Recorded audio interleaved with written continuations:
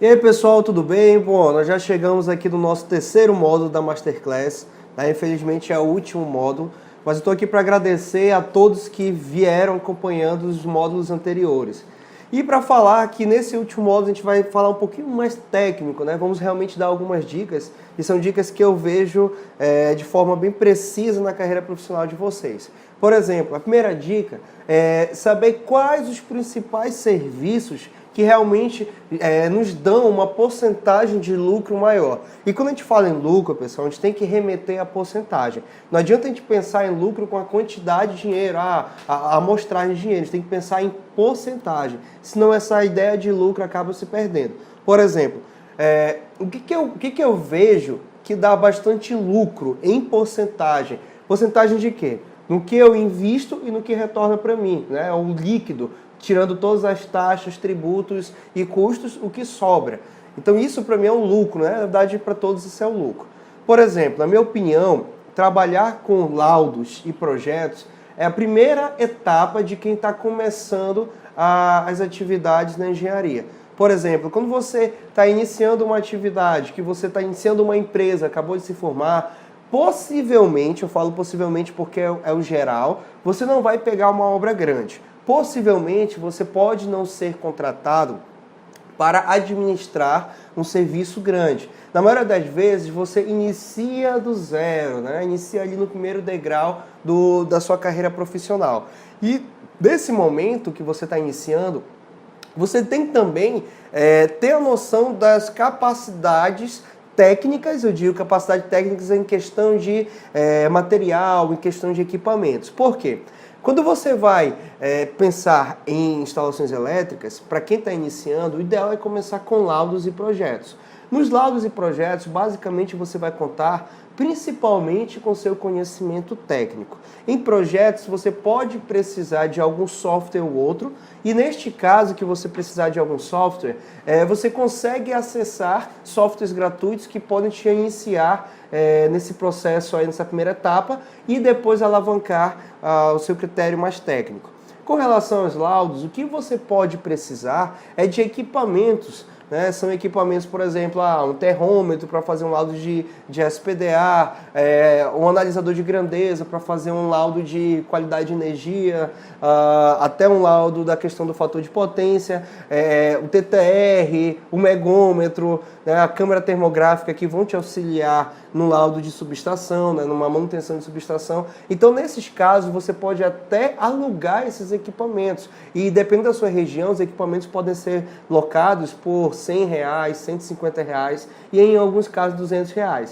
Então assim, você está iniciando ou você já tem um mercado, você já trabalha com instalações. Mas vamos pensar da seguinte forma, hoje o nosso mercado como total, né, a nossa situação financeira do Brasil, ela não nos permite investir pesado em instalações, em construção, porque hoje basicamente muita coisa parou, a não ser na indústria. A indústria em si, ela tem esse desenvolvimento mais alavancado.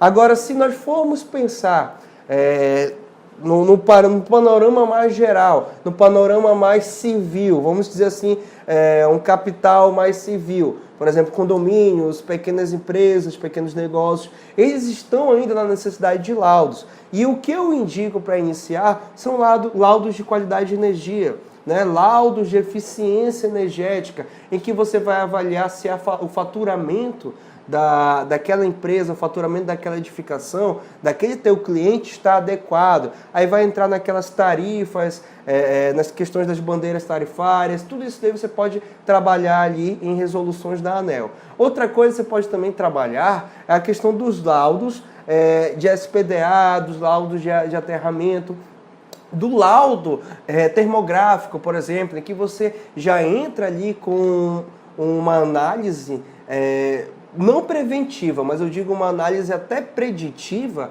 em avaliar o equipamento que já começa a dar o defeito, né? E aí você pode também trazer esses laudos para o PIE, que é o Prontuário de Instalações Elétricas, que é justamente o somatório de todos esses laudos. E já entra também o laudo de NR10, em que você vai avaliar a questão dos equipamentos, dos quadros, se tem barreiras contra toque nas partes vivas, né? Se tem toda uma simbologia se tem a nomenclatura, se tem a identificação dos quadros e das partes de instalações elétricas. Então, olha só, tudo que eu falei, pessoal, gera bastante movimentação financeira. Se você for avaliar, em média, cada laudo desse custa em torno, assim, você pode cobrar em torno de R$2.000 a R$3.000. Pode variar de região para região. Mas imagina comigo, se você já trabalha, já cria um cenário para laudo, e no laudo você vai precisar de no máximo um ajudante,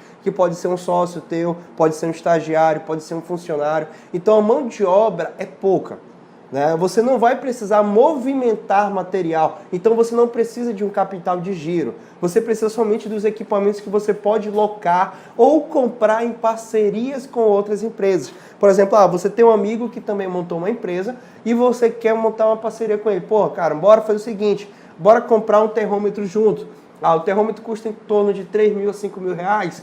Você compra metade ou metade, né? A gente parcela ali em 12 vezes e cada um paga metade da parcela. E, claro, dependendo da demanda, a gente vai dividindo. Por quê? Não é todo dia que você vai usar um equipamento, mas você tem que ter o equipamento à sua disposição para o caso de surgir ali uma urgência e você tem que atender o cliente e ter o equipamento ali para mensurar as grandezas elétricas envolvidas.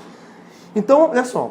A questão do laudo. Geralmente, pessoal, eu vou precificar aqui, eu vou trabalhar com porcentagem em torno do que circula aqui na empresa, de todo o conhecimento que eu tenho, tanto nessa parte de orçamento quanto nessa parte de outros colegas que têm empresas. No laudo, o custo total, eu estou colocando já ali o custo embutido de tarifas e impostos, gera em torno de 30% a 40%. O restante é lucro, então você está trabalhando com um lucro, né, um líquido de 60%. Se você foca nessa questão de laudo e projeto também, dependendo do projeto, claro, se você pega um projeto mais robusto, um projeto realmente que demande mais qualificação técnica, em que você vai ter que subcontratar outros profissionais, aí você já vai entrar com custos, o profissional já entra como um custo no teu serviço. Mas se for um projeto que você e a sua equipe possa dar conta, então ali você já está realmente só tirando o preço de homem-hora embutido naquele projeto, naquele serviço, e o restante é lucro. Então, assim, como lucrar alto, na minha opinião, vai depender muito do contexto que você está inserido. Por exemplo, quando nós iniciamos, nós focamos muito em laudos. Né? E foi o que alavancou, porque nós não tínhamos equipamentos, nós não tínhamos mão de obra, né? Nós não saímos contratando muita gente porque não tinha como pagar a folha. Nós não tínhamos também a questão de um capital de giro, né? Um capital de giro de 50, 60 mil para tocar uma obra que realmente retorne realmente o valor financeiro adequado. Então nós não tínhamos isso. Então nós começamos com laudo, em que nós basicamente investimos na norma, compramos a norma e começamos a dissecar a norma e preparamos um modelo de laudo bem trabalhado. E eu falo de laudos, né, quase 5, 6 laudos embutidos nesse pacote. E daí nós começamos a ir atrás dos clientes. Ou seja, a nossa margem aumentou porque nós trabalhamos em cima de um serviço em que nos permitia ganhar mais em pouco tempo. E eu falo em porcentagem. Claro que numa instalação elétrica você pode ganhar 30, 40 mil, só que para você ganhar 40 mil em uma instalação elétrica, você tem que investir, o preço total vai girar em torno de 100 mil, então 150 mil. Então você tem que ter ali um bom capital, né, um bom capital de giro para segurar isso, até porque os seus clientes, eles trabalham com DDL, que é aquela fatura, é o pagamento depois da fatura. Então pode ser que você receba em 30, 60, 90 e até 120 dias. Né? É o caso de muitos clientes aqui. Então assim, nessa primeira etapa do vídeo, bora finalizar o que seria realmente aumentar o lucro. Nós falamos anteriormente da questão do marketing. Nós falamos anteriormente da questão de melhorar uma proposta, melhorar essa linguagem técnica. Mostrei realmente o modelo de uma proposta, o modelo de uma apresentação para vocês no computador. E agora nós estamos abordando serviços que realmente vão trazer mais lucro. E eu falo isso que o lucro para mim é o quê? É o que você trabalha multiplicado ou retirado o valor que você ganha. Então, se você trabalha menos e começa a ter uma porcentagem, uma margem de lucro maior, então você está tendo vários ganhos. Basta você aumentar o quantitativo disso. Então agora no nosso segundo vídeo a gente vai nos aprofundarmos mais nesses conceitos e daí eu vou jogar algumas dicas de como você pode captar mais clientes nesse setor, né, que eu encaro sendo um setor que vai gerar mais riqueza nesse atual momento da nossa economia nacional.